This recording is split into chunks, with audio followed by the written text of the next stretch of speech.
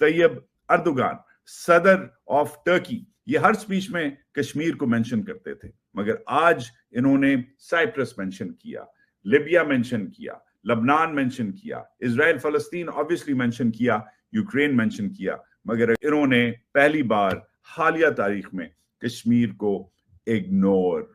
82,000 पाकिस्तानियों ने जानों का नजराना दिया।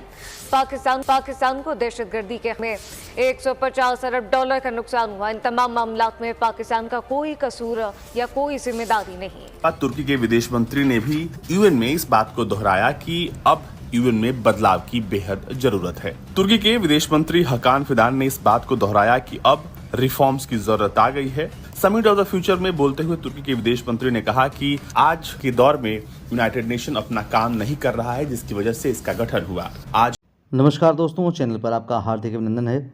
दोस्तों, अभी हमने देखा कि यूएस में यूएन जनरल असेंबली को वहाँ पर स्पीच देने के लिए और वहाँ पर अपनी स्पीच देने के लिए, अपनी कंट्री के बारे में बताने के लिए वेरियस कंट्री हेड्स आए हुए थे, जहाँ पर इंडिया के प्राइम मिनिस्टर आदरणीय नरेंद्र मोदी जी हैं और क्वाड के सभी मेंबर नेशन के प्राइम मिनिस्टर्स, प्रेसिडेंट्स वहाँ पे गए हुए हैं।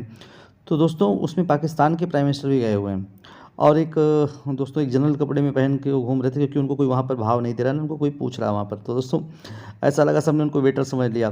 तो जो एक जो कहा जा रहा है कि जो जनरल सा कपड़ा पहन के वेटर की तरह एक आदमी घूम रहा था, वो कोई और नहीं, वो पाकिस्तानी प्राइम मिनिस्टर था। और उनकी मीडिया जो है वो खुद भी अपने प्राइम मिनिस्टर की इस तरह से बेइज्जती कर रही है कि क्या ज़रूरत थी आपको वहाँ पर जाने की, इस तरह से आप वेटर की तरह घूम रहे हो, आप हेड ऑफ़ द स्टेट तो लग ही नहीं रहे हो। तो दोस्तों, अब इस पर पाकिस्तानी मीडिया रिएक्शन दे रहा है। आइए देखते हैं कि पाकिस्तान के लोग और पाकिस्तानी मीडिया का इसके बारे में क्या कहना है। पाकिस्तानियों ने जानों का नजराना दिया। पाकिस्तान को दहशतगर्दी के में 150 अरब डॉलर का नुकसान हुआ। इन तमाम मामलात में पाकिस्तान का कोई कसूर या कोई जिम्मेदारी नहीं। लेकिन हम कर्ज की अदायगी के लिए मौशी मदद जाता है, फलाने अमूर के ऊपर डिस्कस किया जाएगा, दुनिया को डिस्कस करेंगे, दुनिया के हालात डिस्कस करेंगे। स्वाद डिस्कस करने हालात, चीमा साहब मैं हैरान होगा, मौसमियाती तब्दीलियां डिस्कस करने आ रहे हैं मुर्शिद पाक यहाँ पे। मेरे जो शरीफ हैं, जो वक्त में अक़वाम मुत्तहिदा की जनरल असेंबली का सेशन जो है वो शुरू हो गया है।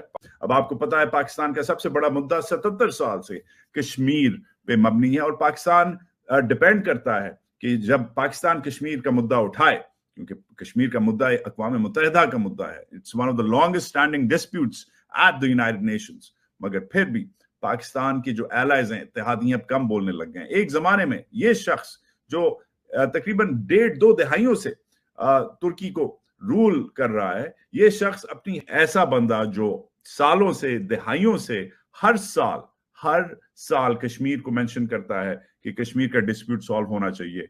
आपका पुराना इत्तेहादी, आपका दोस्त, उस बंदे ने आज कश्मीर को पहली बार इन लिविंग मेमोरी इग्नोर किया है।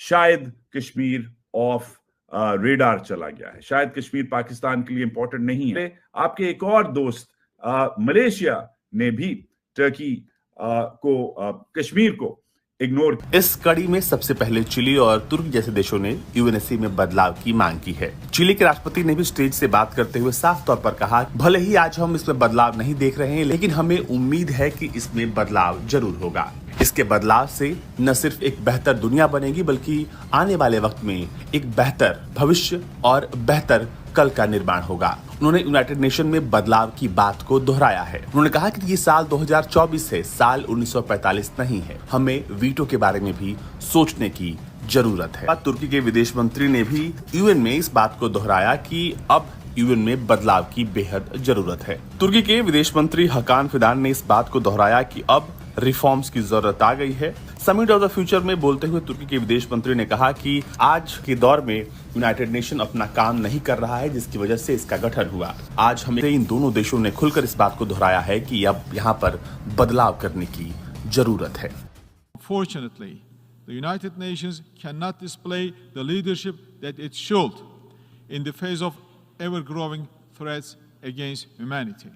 Today, we need an effective structure that will produce common solutions to our global problems, that will uphold hope against despair, prosperity against poverty, लगाम दी जा सकती है इजराइल को? अब तक तो दी नहीं जा देखिए, सकती। इस ताखीर का मातम हम अपने प्रोग्रामों में तसलसल के साथ करते आए हैं। ना हमने अपनी लीडरशिप को बख्शा है, ना हमने मुस्लिम लीडरशिप को बख्शा है कि मुसलमानों की इस कदर खुली कत्लेआम जो है, जो नस्लकुशी है, उसको आप चुप करके लफ्ज़ों के हेर फेर में उलझा रहे हैं।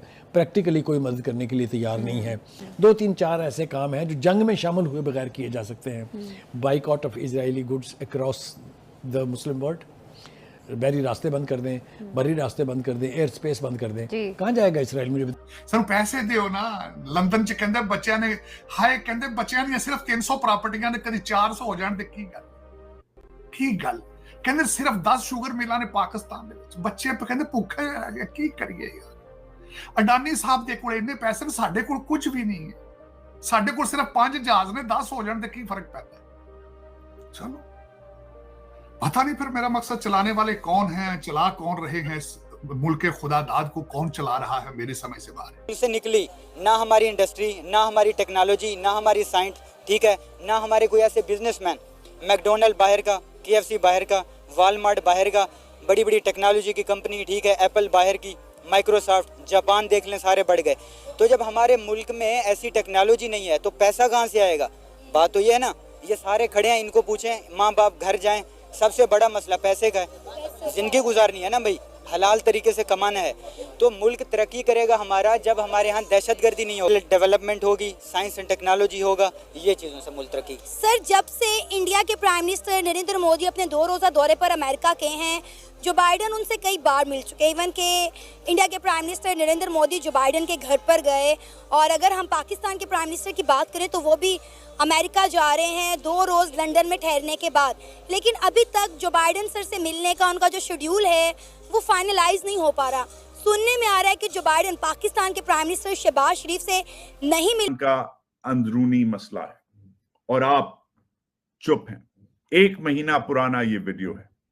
साथ जैसे आपको दिखाया, आपके जो इत्तेहादी हैं, उसने आज इतनी लंबी स्पीच की, 20 मिनट की स्पीच की है अर्दगान ने आज, मगर कश्मीर मेंशन नहीं किया। Is Kashmir lost? I don't know. You know why I don't know?